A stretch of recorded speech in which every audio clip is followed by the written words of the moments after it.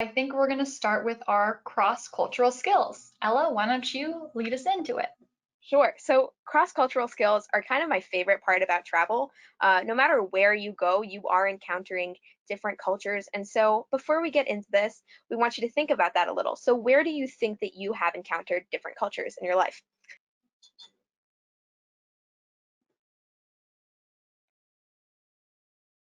So while you guys are doing that, Ella, I want to know, what does culture mean to you? I think culture is a really broad term, but it encompasses like language, food, customs, religion of it's not just like an area, it's kind of a group of people. It can be um I know that's super broad, but culture is just the kind of thing that you get immersed in and it involves so many different spheres of life that it's hard to strictly define. But how about you, Naomi? I just love enhancing myself in the culture really wherever I go, because when you're just walking around somewhere and just being fully present, not being on your phone, not reading a book, but actually just like looking around and embracing how a specific place lives, that to me is everything and just what travel should be. And so I live in Los Angeles, and there are so many cultures here, and it's really interesting to hear from people of different religions, of different races, and just how we can kind of all merge together and create this one society that is Los Angeles. That's true. I mean, whether you're just traveling within your state, every single place has so many different cultures present. Or if you're going abroad, there are always different cultures that you're interacting with, whether or not you realize it. And when you do realize it, like when you're really immersed in a different culture, it is such a unique, incredible experience.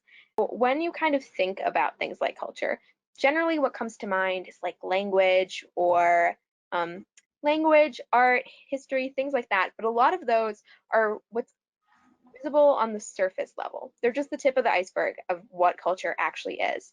So this is called the cultural iceberg, and it kind of shows the difference between what we call visible culture and then deep culture.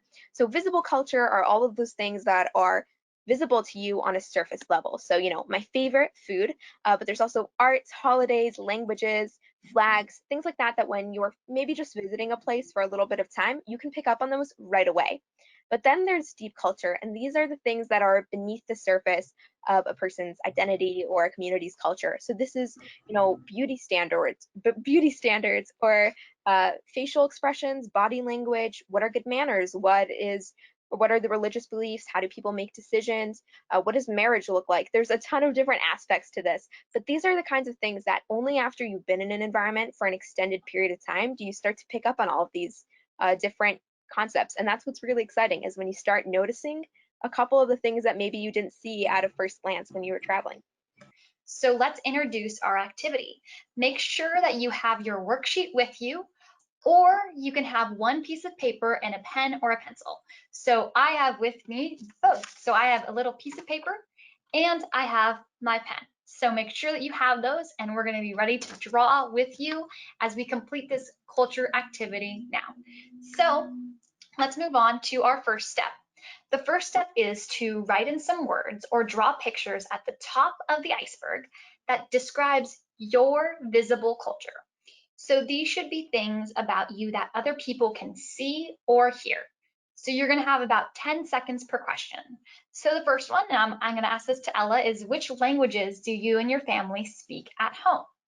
So we actually speak English and Hebrew because my mom is from Israel, and so she taught it to us, and that was my first language. Naomi, I have a question for you. What kinds of foods do you and your family love to eat? I love to eat really any kind of food that you place in front of me, I will gladly eat. And so I really like Japanese food, Korean food, and my all-time favorite is Mexican food for sure. Oh, And so yes. Ella, like you mentioned, you speak another language, which also probably means you celebrate different holidays. So what kind of holidays do you celebrate, and how do you celebrate them? So I actually am. I'm Jewish, and so I celebrate a lot of Jewish holidays. So that would be like Hanukkah is coming up, which I'm really excited. That's the cool one where we get like 8 presents, one per day, which is really cool. And also, I mean, regular American holidays. So I'm really excited for Thanksgiving next week. That'll be great.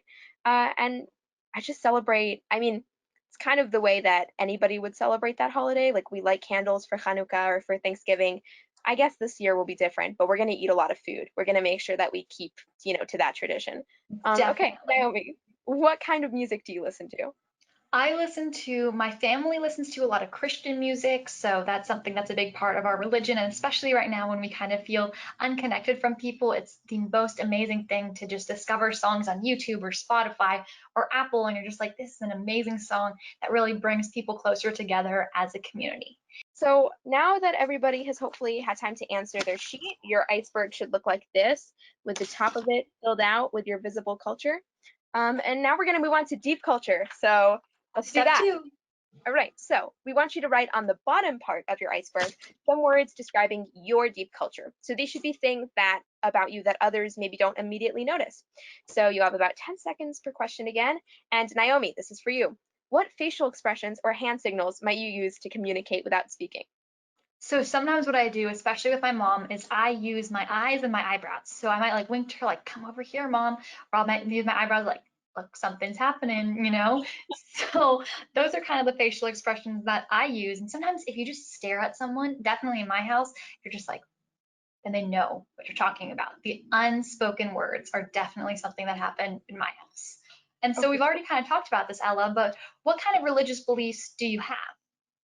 So I'm culturally Jewish, and so I do a lot of the celebrations and things like that from just kind of Jewish tradition. All right, Naomi, in your culture, what are the most respected jobs? I'd say anyone that goes into business for themselves. So anyone who is an entrepreneur, maybe you're a doctor or an engineer. And in fact, today is National Entrepreneur Day. So that's very fun. And so make sure to celebrate all your entrepreneurs in your life. And Naomi, lastly, I'm learning Ella, for about that you, in history. It's very true that that's like a very start of America thing because they really liked, creating a job for yourself and being your own boss. So very that fitting. is so true. That's not even just right now. It's just been for a long time making that American dream. If you can dream it, you can do it. Exactly. And so lastly, Ella, does your culture treat men and women differently? I would say like American culture as a whole, at least in my experience, does treat men and women differently, and I don't think it should. I think when it does treat men and women differently, it's usually discrimination and it's not great in either direction. So, I mean, that's something that we and should be working to change. But yeah, I think it does, unfortunately. For sure. And Okay. so now you should have filled in the bottom half of your iceberg, which are the things that are deep culture. So if you merge Ella and mine together, that's exactly what yours should look like. So, Exactly. exactly. So let's talk about step three, which is our final step to look at the top of your iceberg. So right up here, and you're going to be asking yourself, do you like to meet with people who have a different visible culture than yours? So I'm going to say that again because it kind of sounds complicated. Do you like to meet people who have a different visible culture than yours? So what's exactly on the top? So next to the top of your iceberg, you're going to write one of these responses. Yes, no, or maybe.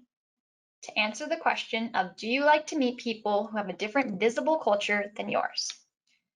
So circle one of those, and then now we're going to circle one of the areas of culture. So the things that you've written down that is most interesting that for you to explore when you meet new people or when you decide to travel. So I'll give you a little bit to do that. Naomi, I said yes, but I'm very torn about like which area of visible culture is the most exciting. I mean, there's food, there's art, there's music, there's like a million different things. So what That do you is think? so true. I absolutely love food and outfits. I just think fashion is so interesting. You're completely right. Every single culture has a slightly different way that people dress and express themselves. Yeah, oh, I didn't even think about that. So now there's a fourth option I have to choose from. Now we're going to move on to our next slide. All right, so we're going to do, I don't know if this is a surprise, we're also going to do the same thing for deep culture. So look at the bottom of your iceberg and think about people that you know outside of your own family.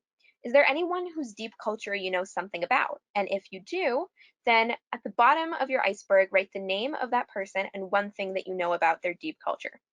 So yeah, do that. Naomi, do Yeah, you know anybody with a different deep culture than you? I do. So actually, a lot of my friend group is very diverse. It's me and like three other girls, and two of them are from Venezuela. They used to live in Venezuela, and one is from India and Sri Lanka. And so I have really grown up kind of learning cultures that are different than mine. I really find it fascinating. And so, yeah, those are like kind of the first things that come to mind for me. What about you, Ella? Is there anything that comes to mind for you? Yeah, so also within my friend group, we're all different religions, which is kind of really cool. So hopefully you've done that, and now we're going to move on to our next slide. Ella, why don't you take the lead? All right, so we're gonna play a fun little game, imagination, some acting, if you will. So close your eyes and imagine that you're sitting on top of an iceberg floating in the ocean and make a super cold face. And then you have to hold your cold face for 10 seconds and you have to do it because we're going to do it and we can't even see you, so you have to. Just please do it. Exactly. And this Oh, two, one, two, two, three. three.